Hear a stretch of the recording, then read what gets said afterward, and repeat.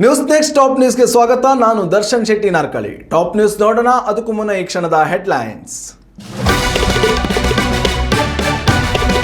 ಬಿಹಾರ ವಿಧಾನಸಭಾ ಚುನಾವಣೆಯಲ್ಲಿ ಎನ್ಡಿಎ ಐತಿಹಾಸಿಕ ಗೆಲುವು. ದೇಶದ ಅರ್ಧಕ್ಕಿಂತ ಜಾಸ್ತಿ ಭಾಗದಲ್ಲಿ ಬಿಜೆಪಿ ಹವಾ ಜೋರು. ರಾಜಕೀಯ ಸಮತೋಲನವನ್ನೇ ಬದಲಿಸಿದ ಮೋದಿ ಮೇನಿಯಾ. ಬಿಹಾರದಲ್ಲಿ ಕಾಂಗ್ರೆಸ್ಗೆ ಸೋಲಿನ ಕೈ. ಇದು ನ್ಯಾಯಯುತ ಚುನಾವಣೆಯೇ ಅಲ್ಲ ಎಂದು ರಾಹುಲ್ ಕಿಡಿ. ಇತ್ತ ಜಾತಿ ಸಮೀಕರಣದಿಂದ ಬಚಾವಾಯಿತು ಬಿಜೆಪಿ. ಕರ್ನಾಟಕದ ಮೇಲೂ ಪರಿಣಾಮ ಬೀರಿದ ಬಿಹಾರ ಎಲೆಕ್ಷನ್. ನವೆಂಬರ್ ಕ್ರಾಂತಿ ವಿಚಾರದಲ್ಲಿ ಹೈಕಮಾಂಡ್ ಸೈಲೆಂಟ್. ಸಿಎಂ ಸ್ಥಾನದ ಆಸೆ ಬಿಡಬೇಕಾ ಡಿಕೆ ಶಿವಕುಮಾರ್. ಶಬರಿಮಲೆಯಲ್ಲಿ ಚಿನ್ನ ಕಳುವು ಪ್ರಕರಣ. ವೈಜ್ಞಾನಿಕ ಪರೀಕ್ಷೆ ನಡೆಸಲು ಕೇರಳ ಹೈಕೋರ್ಟ್ ಅನುಮತಿ. ನವೆಂಬರ್ 17ರಿಂದ ದೈವಿಕ ಆಚರಣೆಗಳೊಂದಿಗೆ ದೇಗುಲ ತಪಾಸಣೆ. ಟಿ20 ಚೊಚ್ಚಲ ಪಂದ್ಯದಲ್ಲೇ ವೈಭವ್ ಸೂರ್ಯವಂಶಿ ಅಮೋಘ ದಾಖಲೆ. 2ನೇ ಅತಿ ವೇಗದ ಶತಕ ಸಿಡಿಸಿ ಸಾಧನೆ. ಕ್ರಿಕೆಟ್ ಅಭಿಮಾನಿಗಳ ಹುಬ್ಬೇರಿಸಿದ 14ರ ಪೋರ. ಬಿಹಾರ ವಿಧಾನಸಭಾ ಚುನಾವಣೆಯಲ್ಲಿ ಬಿಜೆಪಿ ನೇತೃತ್ವದ ಎನ್ಡಿಎ ಮೈತ್ರಿಕೂಟ ಐತಿಹಾಸಿಕ ಗೆಲುವು ದಾಖಲಿಸಿದೆ. ಈ ಮೂಲಕ ಗ್ಯಾರಂಟಿ ಯೋಜನೆಗಳನ್ನು ಘೋಷಿಸಿದ್ರೆ ನಾವು ಪಕ್ಕಾ ಅಧಿಕಾರಕ್ಕೆ ಬರ್ತೀವಿ ಎಂದುಕೊಂಡಿದ್ದ ಕಾಂಗ್ರೆಸ್ಗೆ ತೀವ್ರ ಮುಖಭಂಗವಾಗಿದೆ. ಬಿಹಾರ ಚುನಾವಣೆಯ ಬಳಿಕ ಸಂಪೂರ್ಣ ದೇಶದ ರಾಜಕೀಯ ಚಿತ್ರಣ ಬದಲಾಗಿದೆ. ಹೌದು, ಈ ಗೆಲುವಿನ ಮೂಲಕ ಪ್ರಧಾನಿ ಮೋದಿ ನೇತೃತ್ವದ ಕೇಸರಿ ಪಾಳಯ ಸಂಪೂರ್ಣ ದೇಶದಲ್ಲಿ ರಾಜಕೀಯ ಸಮತೋಲನವನ್ನು ಬುಡಮೇಲು ಮಾಡಿದೆ. ದೇಶದ ಅರ್ಧಕ್ಕಿಂತ ಹೆಚ್ಚು ರಾಜ್ಯಗಳಲ್ಲಿ ಇದೀಗ ಬಿಜೆಪಿ ಆಡಳಿತವಿದ್ದು ಜನರಿಗೆ ಮೋದಿ ಮೇಲಿನ ನಂಬಿಕೆ ಎಂಥದ್ದು ಎಂಬುದನ್ನು ಸಾಬೀತುಪಡಿಸಿದೆ. ದೇಶದ ಎಲ್ಲ ರಾಜ್ಯಗಳು ಹಾಗೂ ಕೇಂದ್ರಾಡಳಿತ ಪ್ರದೇಶಗಳನ್ನು ಒಗ್ಗೂಡಿಸಿದ್ರೆ 20 ಕಡೆಗಳಲ್ಲಿ ಎನ್ಡಿಎ ಅಧಿಕಾರದಲ್ಲಿದೆ. ಇದು ರಾಜಕೀಯ ಸಮೀಕರಣ ಬದಲಿಸಿದ್ದು ದೇಶದ ಅಭಿವೃದ್ಧಿಯ ಮೇಲೆ ಗಮನಾರ್ಹ ಪರಿಣಾಮ ಬೀರಲಿದೆ.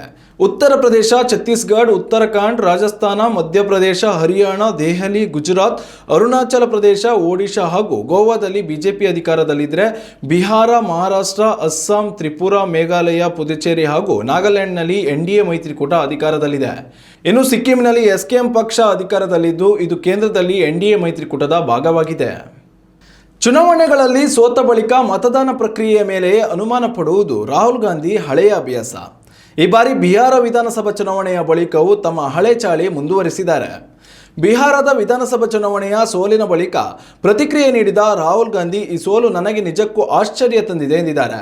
ಅಲ್ಲದೆ ಮತದಾನ ಪ್ರಕ್ರಿಯೆಯ ಬಗ್ಗೆ ಅನುಮಾನ ವ್ಯಕ್ತಪಡಿಸಿದ ರಾಹುಲ್ ಗಾಂಧಿ ಈ ಚುನಾವಣೆಯು ನ್ಯಾಯಯುತವಾಗಿ ನಡೆದೇ ಇಲ್ಲ, ಇದೇ ಕಾರಣಕ್ಕೆ ನಮಗೆ ಸೋಲಾಗಿದೆ ಎಂದು ಟ್ವೀಟ್ ಮಾಡಿದ್ದಾರೆ. ಈ ಫಲಿತಾಂಶವನ್ನು ಮಹಾಗಠಬಂಧನ್ ಮರುಪರಿಶೀಲಿಸಲಿದೆ. ಮಹಾಗಠಬಂಧನ್ಗೆ ಮತ ನೀಡಿದ ಪ್ರತಿಯೊಬ್ಬರಿಗೂ ಧನ್ಯವಾದ ಎಂದಿದ್ದಾರೆ. ಇನ್ನು ಬಿಹಾರ ಚುನಾವಣೆಯಲ್ಲಿ ಬಿಜೆಪಿ ನೇತೃತ್ವದ ಎನ್ಡಿಎ ಮೈತ್ರಿಕೂಟ ಗೆಲುವಿಗೆ ನಿತೀಶ್ ಕುಮಾರ್ ವರ್ಚಸ್ಸು ಮತ್ತು ಜಾತಿ ಸಮೀಕರಣವೇ ಮುಖ್ಯ ಕಾರಣ ಎಂದು ರಾಜಕೀಯ ತಜ್ಞರು ವಿಶ್ವಾಸ ವ್ಯಕ್ತಪಡಿಸಿದ್ದಾರೆ. ಯಾವ ಕ್ಷೇತ್ರದಲ್ಲಿ ಯಾವ ಸಮುದಾಯ ಜಾಸ್ತಿ ಇದೆಯೋ ಅಂತಹ ಅಭ್ಯರ್ಥಿಗಳಿಗೆ ಟಿಕೆಟ್ ನೀಡಿದ ಬಿಜೆಪಿ ಪ್ಲಾನ್ ವರ್ಕ್ ಆಗಿದೆ. ಅಲ್ಲದೆ ಮಹಿಳೆಯರನ್ನು ಗುರಿಯಾಗಿಸಿ ಚುನಾವಣೆಗೂ ಮುನ್ನ ಅವರ ಬ್ಯಾಂಕ್ ಖಾತೆಗಳಿಗೆ ಹಣ ಹಾಕಿರುವುದು ಎನ್ಡಿಎ ಮೈತ್ರಿಕೂಟದ ಮೇಲೆ ವಿಶ್ವಾಸ ಹೆಚ್ಚುವಂತೆ ಮಾಡಿತ್ತು. ಹಿಂದುಳಿದ ವರ್ಗದವರನ್ನ ನಿತೀಶ್ ಕುಮಾರ್ ವಿಶ್ವಾಸಕ್ಕೆ ತೆಗೆದುಕೊಂಡರೆ ಮೇಲ್ವರ್ಗದ ಜನರನ್ನ ಹಿಡಿದಿಟ್ಟುಕೊಳ್ಳುವಲ್ಲಿ ಬಿಜೆಪಿ ಯಶಸ್ವಿಯಾದ ಪರಿಣಾಮಕ್ಕೆ ವಿಜಯದ ಮಾಲೆ ಎನ್ಡಿಎ ಪಾಲಾಗುವಂತಾಗಿದೆ. ಬಿಹಾರದಲ್ಲಿ ಗೆಲುವಿನ ಕನಸು ಕಾಣುತ್ತಿದ್ದ ಕಾಂಗ್ರೆಸ್ ಬಿಜೆಪಿ ಹವಾ ಎದುರು ಧೂಳಿಪಟವಾಗಿದೆ. ಬಿಹಾರ ಚುನಾವಣೆಯ ಬಳಿಕ ರಾಜ್ಯದಲ್ಲಿ ಅಧಿಕಾರ ಬದಲಾವಣೆ ಆಗಲಿದೆ ಎಂದು ಹೇಳಲಾಗಿತ್ತು. ಆದರೆ ಇದೀಗ ನವೆಂಬರ್ ಕ್ರಾಂತಿಗೆ ಕಾಂಗ್ರೆಸ್ ಹೈಕಮಾಂಡ್ ಬೀಗ ಹಾಕಿ ಸೈಲೆಂಟ್ ಆಗಿ ಕುಳಿತಿದೆ ಎನ್ನಲಾಗಿದೆ. ಬಿಹಾರ ಚುನಾವಣೆಯ ಗೆಲುವಿನ ಬಳಿಕ ರಾಜ್ಯದಲ್ಲಿ ಸಿಎಂ ಸ್ಥಾನ ಡಿಕೆ ಶಿವಕುಮಾರ್ ಪಾಲಾಗುತ್ತೆ, ಸಂಪುಟ ಪುನರ್ರಚನೆಯಾಗುತ್ತೆ ಎಂದೆಲ್ಲ ಹೇಳಲಾಗಿತ್ತು. ಆದರೆ ಬಿಹಾರದಲ್ಲಿ ಡಬಲ್ ಡಿಜಿಟ್ ತಲುಪಲು ಸಾಧ್ಯವಾಗದೆ ಮುಗ್ಗರಿಸಿದ ಕಾಂಗ್ರೆಸ್ ಕರ್ನಾಟಕದಲ್ಲಿ ಹೊಸ ಪ್ರಯೋಗಕ್ಕೆ ಇಳಿಯುವ ಸಾಹಸ ಸದ್ಯ ಬೇಡ ಎಂದು ನಿರ್ಧರಿಸಿದೆ. ಬಿಹಾರ ಚುನಾವಣೆ ಬಳಿಕ ರಾಜ್ಯದಲ್ಲಿ ಸಿಎಂ ಬದಲಾವಣೆ, ಸಂಪುಟ ವಿಸ್ತರಣೆ ಅಥವಾ ಪುನರ್ರಚನೆ ಜೊತೆಯಲ್ಲಿ ಕೆಪಿಸಿಸಿ ಅಧ್ಯಕ್ಷರ ಬದಲಾವಣೆಯನ್ನ ಎಐಸಿಸಿ ಮಾಡಬೇಕಿತ್ತು. ಆದರೆ ಇದೀಗ ಸೋಲಿನ ಕೈ ಬಳಿಕ ರಾಜ್ಯದಲ್ಲಿ ಯಾವುದೇ ಬದಲಾವಣೆ ಮಾಡದೇ ಇರಲು ಹೈಕಮಾಂಡ್ ನಿರ್ಧರಿಸಿದೆ. ಹೈಕಮಾಂಡ್ನ ಈ ನಿರ್ಧಾರ ಅನೇಕ ಕಾಂಗ್ರೆಸ್ ನಾಯಕರಿಗೆ ನಿರಾಸೆ ಮೂಡಿಸಿದೆ. ಶಬರಿಮಲೆ ದೇವಸ್ಥಾನದಲ್ಲಿ ಚಿನ್ನ ಕಳುವು ಪ್ರಕರಣ ಸಂಬಂಧ ವೈಜ್ಞಾನಿಕ ಪರೀಕ್ಷೆ ನಡೆಸಲು ಎಸ್ಐಟಿಗೆ ಕೇರಳ ಹೈಕೋರ್ಟ್ ಅನುಮತಿ ನೀಡಿದೆ.